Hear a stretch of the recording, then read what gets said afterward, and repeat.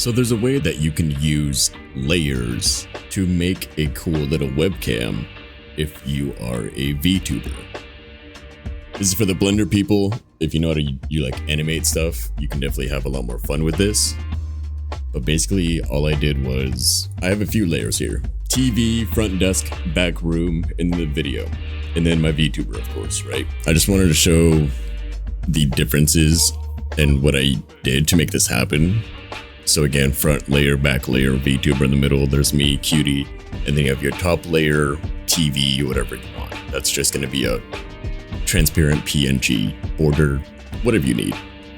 This is what the room looks like and how I animated the machina coming in and saying hi. I have to keep the camera in the same place for each of the shots, so whatever your original shot is, make sure you keep the camera there. And then just add everything around that. This is the OBS.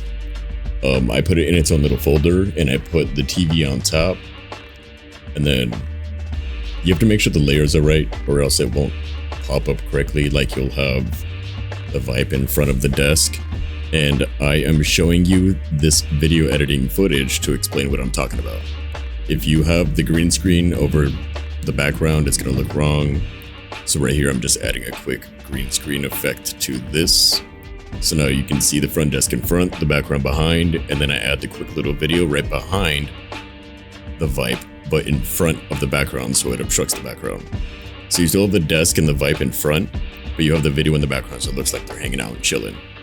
And then all you do is just plop a TV screen in front of it, boom. And this TV screen is just like a glass transparent PNG with the TV on top of it. So all I gotta do is press the little button on my OBS. You saw those little play folders in the section.